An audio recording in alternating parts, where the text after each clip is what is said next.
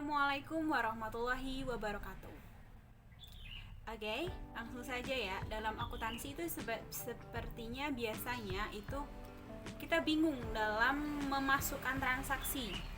Yang harus dihafal dari dasar ini adalah pedoman pengisian akun. Sering bingung di sisi debit maupun kredit. Kali ini saya akan menjelaskan posisi pengisian akun yang benar. Oke, langsung saja. Yang pertama, aset. Nah, aset seperti aset lancar, investasi jangka panjang, aset tetap berwujud, aset tetap tidak berwujud, atau aset apapun yang berupa aset itu memiliki sisi normal di sisi debit.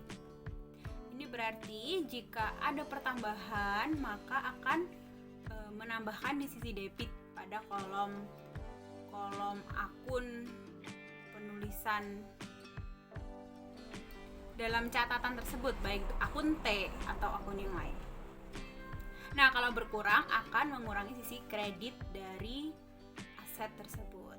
Nah, kemudian yang kedua adalah kewajiban. Nah, kewajiban memiliki saldo normal di sisi kredit. Nah, berarti jika ada kewajiban bertambah maka sisi kredit akan bertambah dan sisi debit akan berkurang. Utang ini bisa digolongkan utang jangka panjang, utang usaha, utang gaji, utang dividen, utang jangka pendek, ataupun utang jangka panjang, obligasi, utang bank, seperti itu. Itu masuknya jika ada pertambahan maka dimasukkan di sisi kredit. Jika ada pengurangan pembayaran, maka pembayaran utang kita maka akan bertambah di sisi debit. Nah, itu jadi beda ya antara aset dan kewajiban. Itu memiliki sisi akun yang berbeda. Kemudian ada ekuitas. Nah, ekuitas ini bisa dilihat adalah modal saham, laba ditahan atau lagio saham. Itu berada di sisi normalnya itu adalah kredit. Jika ada pertambahan nilai pada ekuitas maka sisi kredit akan bertambah. Jika ada pengurangan maka akan menggunakan sisi debitnya, seperti itu. Oke, sedangkan pendapatan ini yang didapatkan dari usaha tersebut, baik itu pendapatan jasa, pendapatan penjualan, semua pendapatan itu berada di sisi normalnya ada akun di kredit. Jadi jika ada pendapatan bertambah, maka sebelah kredit akan bertambah, seperti itu. Nah, kebaliknya jika ada pengurangan pendapatan, maka akan mengurangi sisi debit, seperti itu.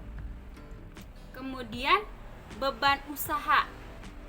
Beban usaha ini banyak sekali penggolongannya, seperti beban pemasaran, beban iklan, beban transportasi, beban gaji, beban komisi, kemudian ada beban administrasi, gaji pegawai, biaya listrik. Semua beban tersebut memiliki saldo normal di sisi debit. Nah, maka jika ada pertambahan beban maka akan bertambah di sisi debit. Oke. Kemudian dividen,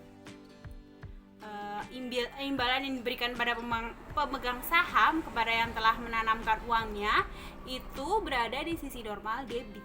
Nah, seperti itu.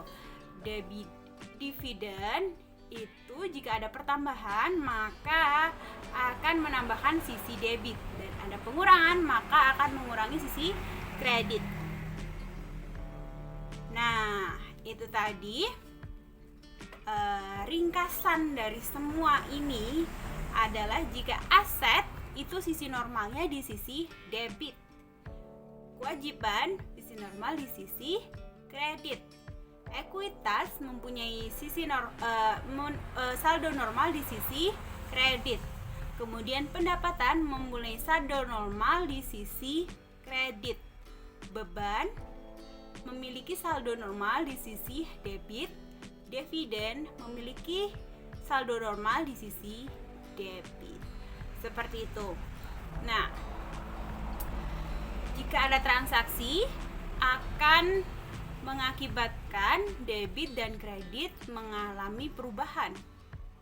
Jadi seumpama ada pembelian saja nih, pembelian pasti ada kas maupun piutang, dan pembelian saldo tersebut ada 2 saldo yang sama-sama di debit dan di kredit. Tergantung bagaimana kita menaruhkannya. Jadi semua keadaan akan menjadi balance jika kita menempatkan saldo dengan tepat. Jika kita salah menempatkan saldo, akan terjadi kesalahan pencatatan seperti itu. Terima kasih sudah menonton video ini. Semoga bermanfaat. Assalamualaikum warahmatullahi wabarakatuh.